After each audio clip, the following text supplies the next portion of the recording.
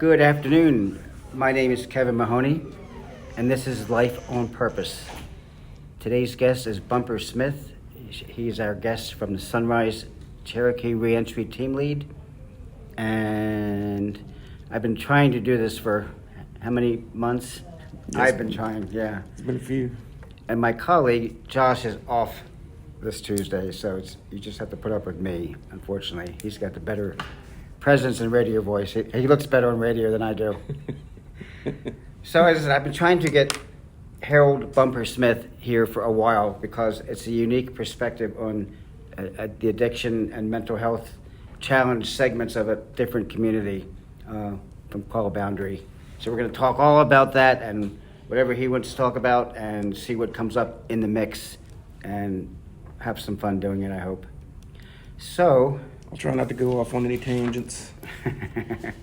If you see a blank look in my eyes, you realize that my age button hit. And let me add this. Sunrise Community for Recovery and Wellness is a nonprofit staffed entirely by certified peer support specialists living in recovery from mental illness, experiencing mental wellness and or substance use challenges, who provide support to others who can benefit from their lived experience. Our team of state-certified peer support specialists utilize their lived experience to cut through judgment, stigma, and shame that are often barriers for those reaching out for support. We provide authentic peer support, resource connection, system navigation, harm reduction, education, and a pathway to becoming a certified peer support specialist to individuals struggling with trauma that can lead or has led to houselessness, substance use, mental health issues, and or justice involvement. Again, all the lack of social determinants available to help. So, welcome. Glad to see you here. Thanks for taking time out of your day to join us. Sure, I'm glad to be here. Cool. So, let's kind of get down to it. We don't have a lot of time. This will go by in a heartbeat. Let me just dive right in. Can you talk to us, and then speaking for the audience who probably knows, I'm not sure, I'm not going to judge how much they know, how much they don't know, but what are some traditional Cherokee beliefs about health and healing in general? Let's start there. Okay, and as I mentioned before, my knowledge on a lot of the traditional stuff is it's kind of sparse. I'm not proud to admit that, but of course it's on me to learn it, and learn about it. I know that some of the traditional beliefs about health and healing it's like holistic. There's this concept of tohi, which is about balance. It's not just in one aspect or another aspect. It's the entirety of the person. Mind, body, and spirit. It's when one is out of whack, everything's out of whack. So you're literally out of sync with the world. Yes, and making sure that not only that myself is in a state of tohi balance, but to look out for others and to do for them what I can or what they may or may not need, so that they are as well. Here's a quote from Thomas Belt, the language scholar and elder. So he's in charge of the language bank itself. If there's something new needs to be added, he's the person to go to. This is a quote from his book with Sounds of Tohi by Lisa Leffler and Thomas Belt. It says, even our language reflects we are problem solvers. The science of how we live and how we relate to everything around us is protected in our language. Our language is more than just a code for English. Yes. It's the words have life. What's the word for water? Alma.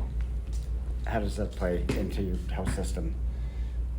The water is it's spiritual practices. With one of the traditions was what's called going to water, and it could be like full immersion, like in the river to wash, or even just crouching down by the riverside and washing your arms and face 7 times. 7 is a traditionally sacred number. Okay. And in that moment, you can offer up your prayers to the Creator for whatever it is that that you're asking for. So I had a question that has, what role does Cherokee cultural practice play in modern healthcare? I'm trying to think. I've not been in the hospital, so I've not, but I have heard that at least a certain part of the hospital integrates cultural traditions with medical traditions. Yes. I'm not sure what that looks like. Tell us what it looks like. Sounds like too. Well, it's not just in the architecture of the building. There's art displays, and even the names of certain departments of the hospital, Ononishki. It's all around us, and it's really, culture is going to be the foundation for our overall wellness. It's connecting with historical roots, knowing where we came from, who we are as a people, and the way the hospital is set up, with use of the language and even just displays and in the architecture itself. It's always a reminder of who we are as a people and what we're capable of, and that it belongs to us. It's ours. Here's my old brain kicking in. I'm about 3 questions ahead of myself, and it had to do with modern healthcare. I'll come back to it. It'll appear hopefully before we get done here. Again, kind of getting into a little more heavy lifting here. How did the forced removal, i.e. the Trail of Tears, impact generational mental health and addiction in Cherokee communities? So I think it had a tremendously negative impact, just through trauma in general. Forced removal of sacred homelands. A lot of people died along the way. There was accompanied with forced assimilation. The removal, our dances, our ceremonies, our cultures. Gradually, that's kind of was substituted with European ways, like namely with language and religion. And so there were ceremonial dances that, like when the warriors went off to a war party, they would have there was a ceremony they would perform where they would come before they would rejoin the township or the rest of the people. And these, I think, in songs and dances, were not just to celebrate victories or special events or times of the year, but also a way to process, typical traumas, or adverse experiences and whatnot. And I think having lost a lot of that through, the removal and just down through time, I think without that and without what we know in mental health and behavioral health now, so there's this gap of not being able to process or grieve or work through traumas. And so without knowing how and without a way to do it, these trauma responses, that we're typically, you're not aware that you're doing them. Right. They're like on a subconscious level. And so those behaviors just pass down from one generation to the next. And because the next generation doesn't have the tools to work through those things or process them, whether it's songs and dance but now, with what we know about mental health and behavioral health and the resources we have at the hospital and the tribe, really making efforts to really introduce not just the cultural aspect, but even modern notions of how we can deal with those things in a healthy way and unlearn maladaptive coping mechanisms and learn healthier ways to process all those things. All right, and again, staying in our respective lanes as peer supports, we don't assess, treat, or diagnose, or we can be and have encounters that are therapeutic, but we don't do therapy. Where was I going with that? I was so close. I wanted 2 questions ahead. Epigenetics and generational trauma as a scientific, evidence-based study now. So, I mean, stuff that you're talking about that you've known traditionally for years now science has vetted it, saying, yeah, generational trauma is a thing Yes. that can be passed down because certain genes can get turned on and off, and trauma is going to cause a predisposition towards this gene working in that gene, and it's like an identical twins. This one could be on, and this one could be off. Yes. Trauma Two response. people growing up in the same type of environment and have completely different responses with how they deal with certain things, or even susceptibility to substance use. Did you ever take any classes or courses in motivational interviewing? It's just a way of talking with people. Just a way of talking. Yes, we did. I bet you haven't seen this because I've started introducing it into a peer class. The guy who started, one of the guys, William Miller, Stephen Rolnick was the other clinician.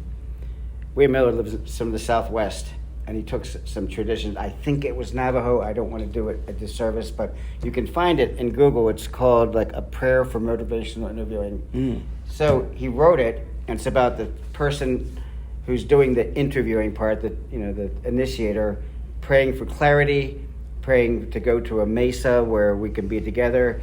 The poem or the prayer, he showed it to some elders, and that, again, maybe Navajo elders, and they went like, this is almost dovetails completely with our culture in terms of how does that resonate? I think that's that's wonderful, and it's also I think really It's cool as hell. The prayer is like, it's a poem prayer or whatever. It's just I was reading this going, a white dude wrote this, and they said the only thing it needs is a dance and a song to go with it. Yes, and that goes back to the language, being full of life, and even prayers, songs, and dance, all the ceremony, all that good stuff. Cool. What are some misconceptions about Cherokee health and well-being from this outside in? Some misconceptions. What are some myths that you commonly hear people who are uninformed kind of put out there? Or just ask? Even just stereotypes. Or is that okay? Yeah. One of the main stereotypes is that we all, of course, we all drink. We're all drunks. That's kind of died down a little bit. Now it's switched to like I hate to use bad language, but they refer to us as junkies and things of that nature. Dope heads and whatnot. Gotcha. And I'm not even. It's not even exclusively from outsiders. I know like a lot of our people even use language like that, and it never helps. It's but I want to think that they use language like that because because they're projecting their own pain, and also because they don't have good information on how harmful that language is. It really is. Suppose I'm a brand spanking new social worker right out of school, or some kind of medical professional or provider, or newly minted peer support coming into Qualla Boundary. What shouldn't I do right off the bat if I'm new to the situation? Tell me what would be like, or some things that were like, you might want to like not go there quite yet. You're definitely gonna have to ease into things, no matter what you're talking about, especially if it's a sensitive topic.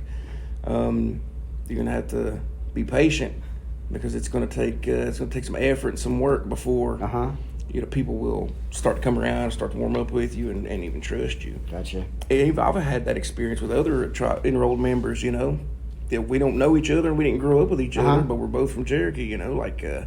We'll be on like, hey, how you doing for weeks on end, but with enough time spent together, then we'll start kind of joking around and cutting up. And It's through humor that we really, I wouldn't say downplay our trauma, but it's a way of how we deal with it and relate to each other. All right. How's the tribal government been supporting mental health and substance use in the last, maybe go back 5 to 10 years? What's gotten better? What's not gotten better yet? I will say this. I think they've been really great, really, truly great. I mean, not just throwing money at the problem, so to speak, but investing in resources. You know, we have our own residential treatment facility, Conowootiee, down in Snowbird. We have updated and upgraded behavioral health department. Snowbird's in Robbinsville? Yeah, it's in Graham County. Okay. Yeah. And we have a men's and women's home. We have all these resources for not just mental health and addiction, but just for like social programs, you know, for the women's wellness. We have our own PHHS, places like that. Partial hospitalization. Yeah, there's so much there, and the Triumph is really. I've seen pockets of build housing. One down where we do training when we're up in Cherokee. Like, are these like newer housing communities with Cherokee names, or are they just I don't know, just apartments? Yeah, those are just apartments. Okay, not especially built for affordable housing. No. Oh, no. okay. Because I noticed I pay more and more attention to when I'm up there. Now that I know that it's one of the few places I know my way around. Yeah, I live in what we refer to as the projects, the PJs. You know, it is it's you know, like a housing project area, and it's income based. You know, so if you are at a place where you're not making that much money or whatnot, then your rent is based off of that. Okay. So if you are at a stage of low income at that particular time, you know, they're not going to gouge you for rent and whatnot. You know. But yeah, and these houses have been there probably since I was a kid. I can remember going to them when I was a kid. One thing that surprised me, and again with the casinos and the hotels sitting right in the middle, is all the little places that have gone out of business. Like it's up and down that block. There's things that used to be there, and they're just like dilapidated and deserted. Yeah, and that's one. I guess one of the downsides with having a casino and everything in that area. You know, the mom and pop stores kind of suffer for it, and that's too bad. I know. Although, you know, a lot of the stores they sell like trinkets that are, you know, like Chinese made trinkets, and they're like the stereotypical stuff you'd see, souvenirs and whatnot. Right. But you know, the Qualla Arts and Crafts and the Museum of the Cherokee People, they do have, you know, crafts and things made by genuine artisans. Genuine art pieces. I love the basket weaving and the bead work in particular. What are some traditional? Say if you didn't have modern medicine, what would have been the traditional approach to addiction or to a mental health issue from the Cherokee perspective? What would you have done back in the day? Not so long ago, maybe back in the day. That's a really good question, Kevin. That's it's not one that I can really satisfactorily answer. So generally, people don't talk out loud about it. If you got somebody in your family, is it better? Has it improved in terms of mental illness is a valid thing? We can talk out loud about it. We're not. Yeah, that aspect has you know, even just when we first got our behavioral health department up there, you know, if someone saw you up there, you know, you might be kind of embarrassed about it, you know, because they would think, oh, that person's crazy, or, you know, they're this, that, and the other. But now, you know, when we see people up there, especially, you know, those of us who fell victim to substance use disorder, you know, we see that person as, they're being proactive about their well-being, and they're, you know, making efforts towards healing. Okay. What challenges do Eastern Cherokee folks face maybe on a day-by-day basis in accessing your health services? Are there any barriers that you're still working for? Let's talk a hospital, and let's talk Sunrise, just because we're there. I mean, we being Sunrise. Yeah. Me personally, I've never had. I don't have too much to complain about. You know, I knew that if I show up, like when I first went to seek help for addiction, I knew that up front in my mind I already accepted. Okay, well, this help is going to have it's going to come with conditions. Then you know, they have to be met for safety reasons, federal guidelines. Sure. You know, this, that, and the other. But also that you know, things. If it feels like things are happening fast enough, you know, well, there's a process that has to be gone by, you know. So I'm just speaking for myself. Sure. Understood these things, and sure, at times, I was like, I wish they'd hurry up, or I wish this would happen now. Uh-huh. But it's just not a realistic expectation. I didn't think it was. Gotcha. What's the most prevalent types of addiction in Qualla Boundary? Opioid use, meth use, and How's gambling now? gambling. Yeah. Aside from putting money into the community. I don't. I'm not going to say it's not there, but I haven't. I can't say I have met anyone whose life has been ruined by gambling the way mine In and of has with itself. substances. Yeah, in and of itself. But I'm sure that people have put themselves in a tight spot because it gets out of control. This may be a rumor. You can confirm or deny. I thought that at one point, Sunrise has talked about putting a kiosk outside the casino for problem gambling. They could probably put one inside with there. the acceptance of the casino itself. Yeah, they could probably put one inside there.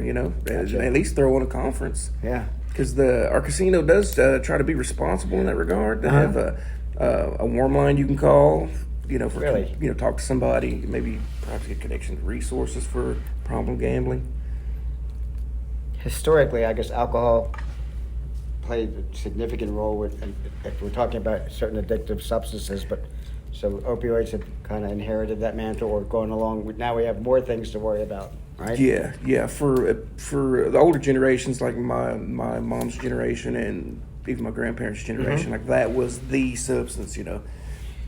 It was. You drank when you had something to celebrate, or when you were mad, or when you were sad, or fighting with whoever, Gotcha. or just in your downtime.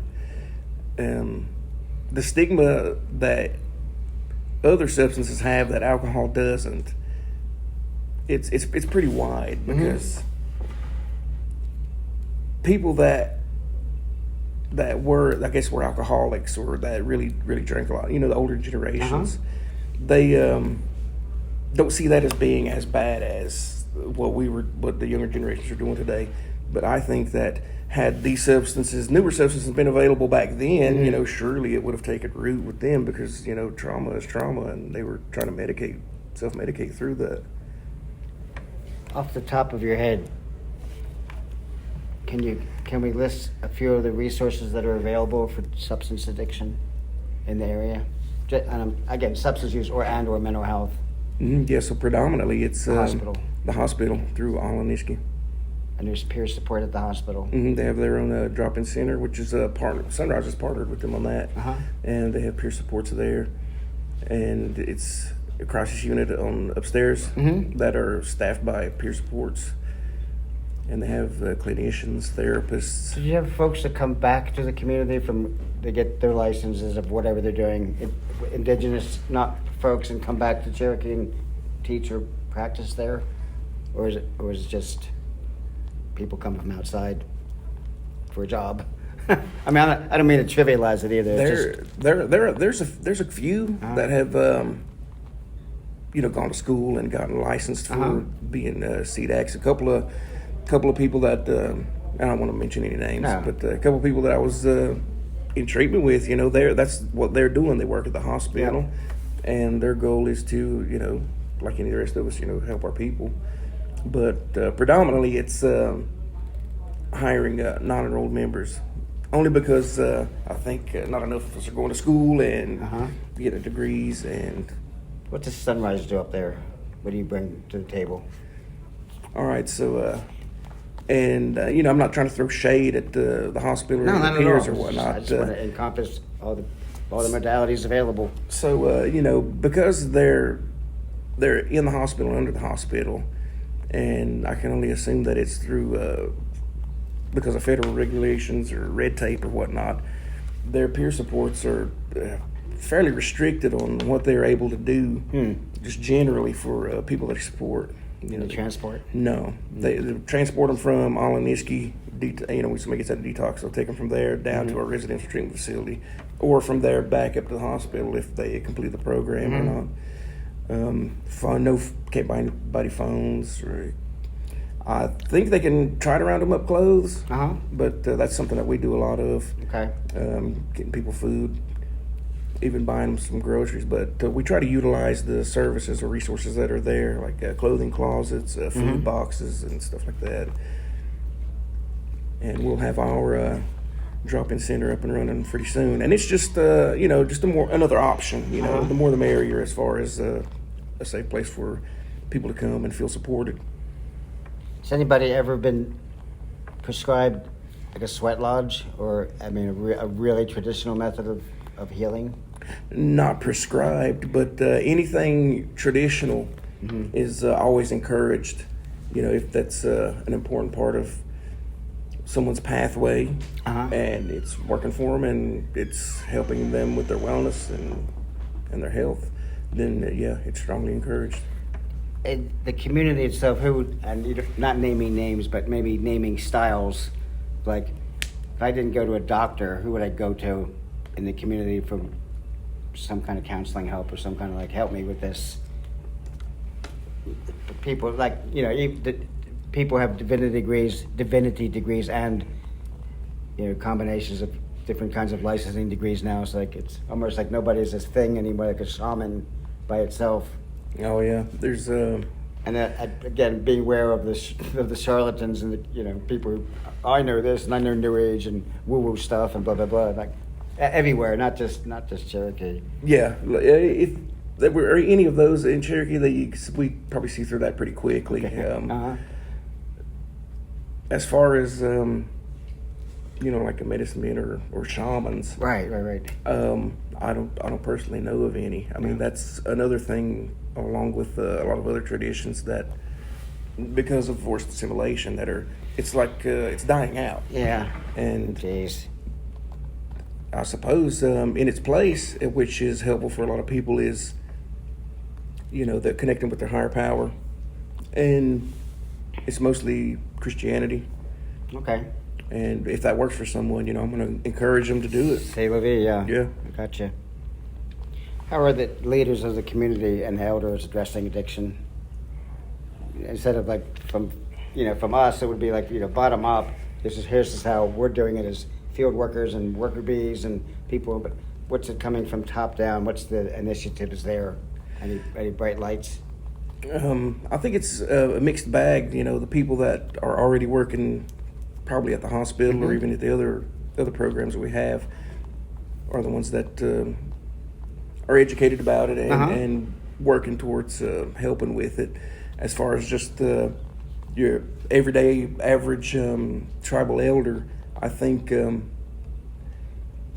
education would be a really helpful part for those that are interested. I think there's still a lot of I'm interested. a lot of why don't you just quit? Why don't you just straighten up? Just get up, just get off just get off the couch. And if it were that easy, I would have done it a long time ago. Boy, But maybe if they understood the scientific side of it, how it affects the brain and body, or the social side of it, I don't know what it would take to really grab hold of someone and make them really gung ho about it. Fire them up. Yeah. How does stigma affect individuals seeking treatment in the community, or is it as stigmatizing, or not? Maybe not so much anymore.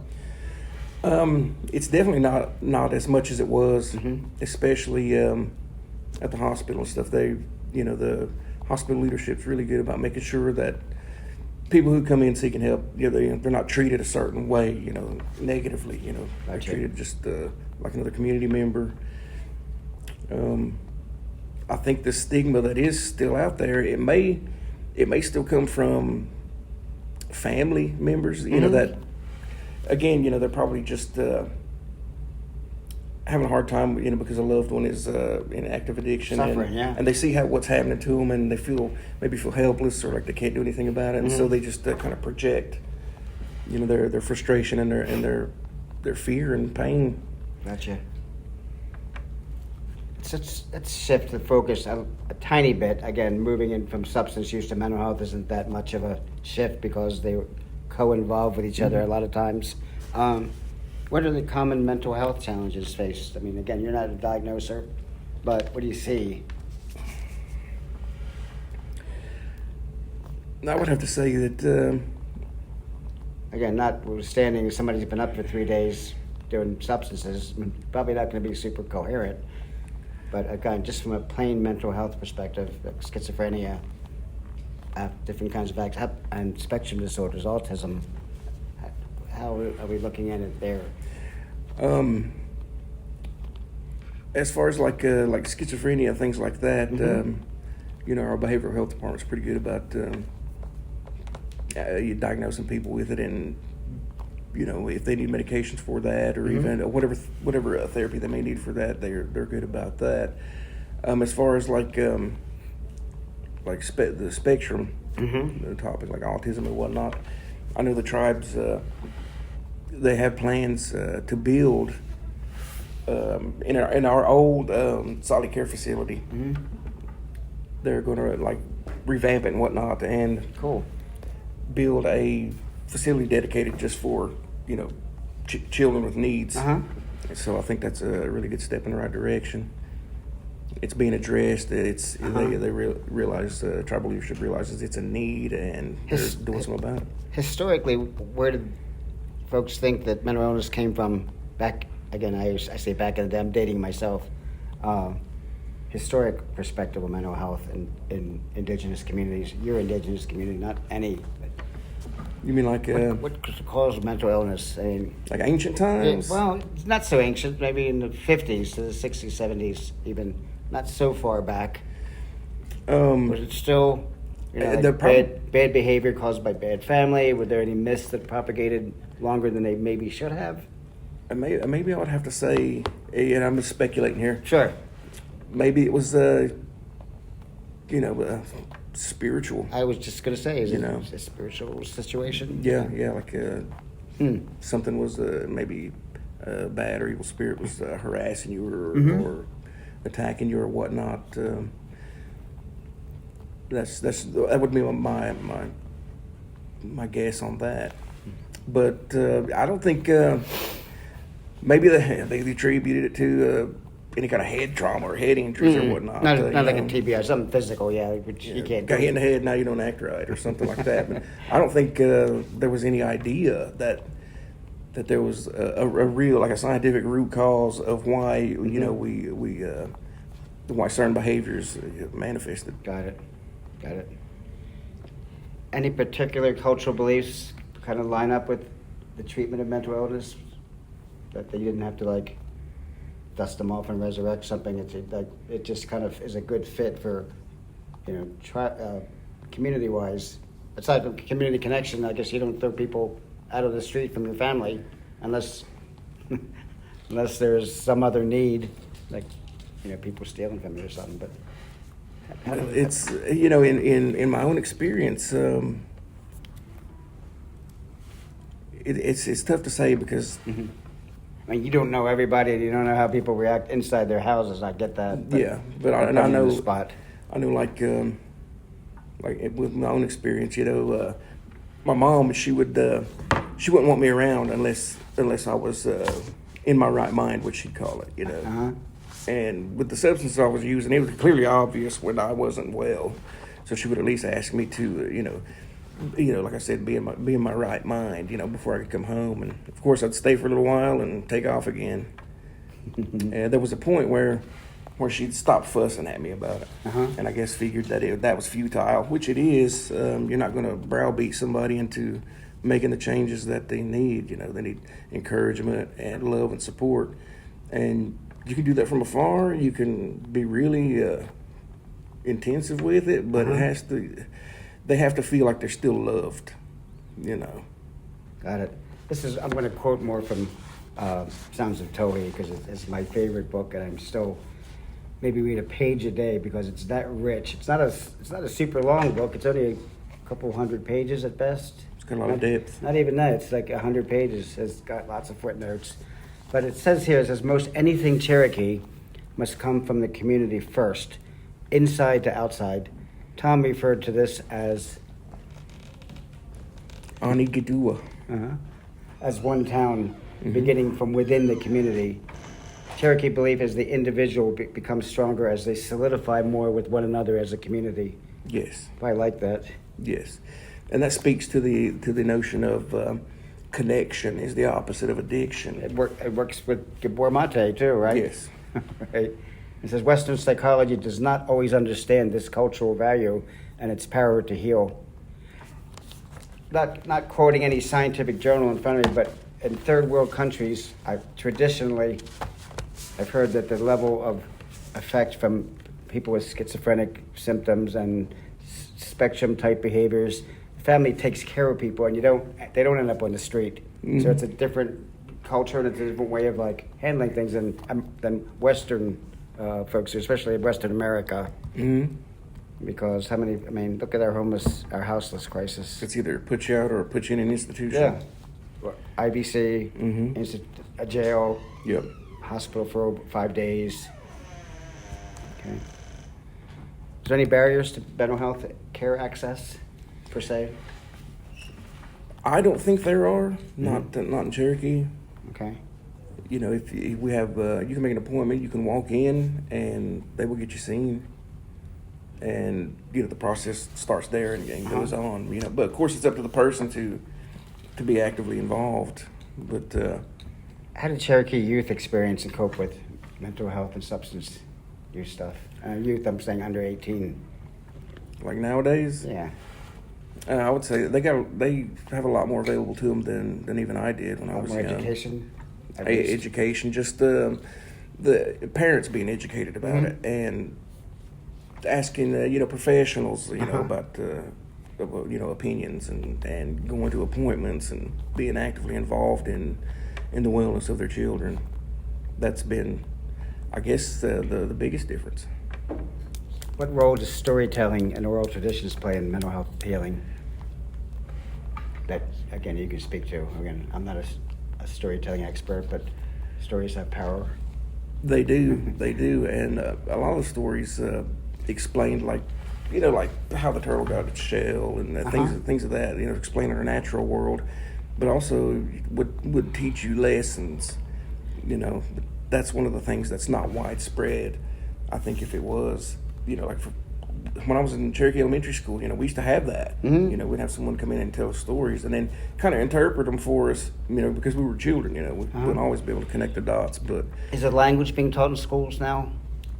yes, there's a Gadua Academy. It's dedicated to just that. They'll take like toddler age children and it's full immersion, and the parents, they may be required or at least strongly encouraged to speak only Cherokee in the household. Oh, okay. On the when the kids aren't at school, and I think it's really successful. They have speakers as teachers, fluid speakers as the teachers. Okay. How does discrimination and marginalization affect Cherokee mental health and substance use treatment? So like it coming either from inside the community or from outside funding sources. Because you can't say DEI now. Am I allowed to say that? I just did. DEIA. What was that question again? So that how does discrimination or marginalization affect Cherokee mental health and substance use treatment modalities? Is there anything coming internal stigma or coming from outside, like funding sources, like, we can't fund that because it's not culturally appropriate, or it is? As far internally, I think the support is there. There's none of that, the stigmatization or whatnot. It would have to be external. I mean, as far as being part of a marginalized group, I've met people that growing up in Cherokee, tourists that come by that didn't even know we were still alive. We have the Oconalufty Indian Village, which is a replica of a 17th century village, Right. with like arts like and crafts Williamsburg, demonstrations, and arts and crafts, weapons demonstrations, all that stuff. And people would ask me, like, they thought it was like some secluded, remote place where the Indians still lived That like was Indians. it. Yeah, you all 25 Yeah. of you. Yeah. Or ask me, like, where are the real Indians at? You know, like, were you talking to one? They're like, no, I mean, the ones that, you know, dance around and have feathers and whatnot.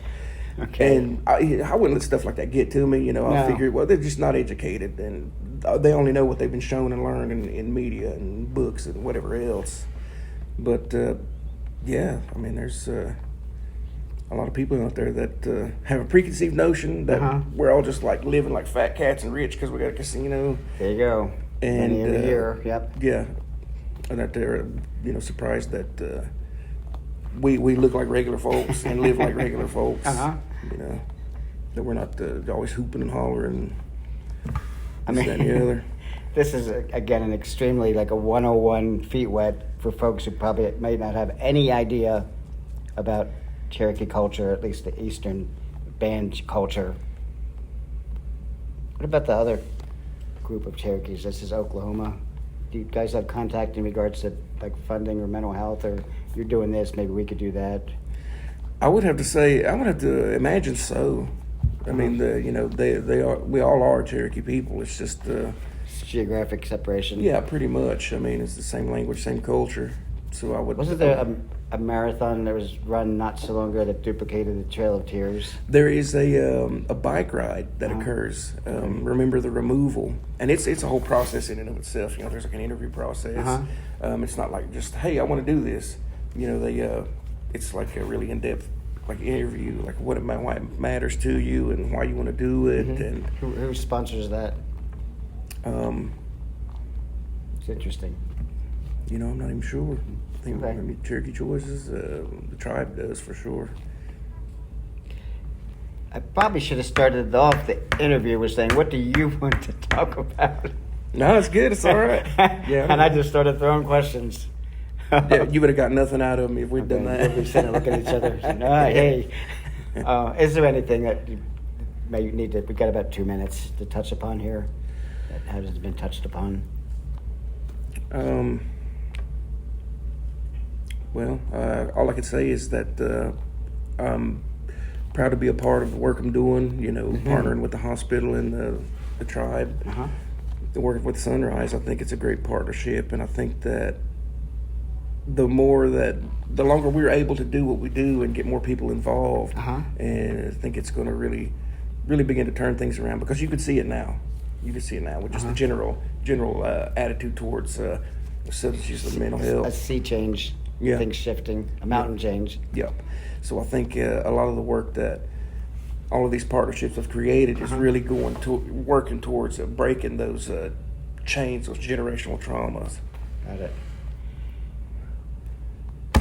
That's all. Well, some questions. I would love to continue this because I'm still continuing my education about Cherokee culture in general and language. I've got kindergarten books I'm plowing through. Are you and me both? You and me both.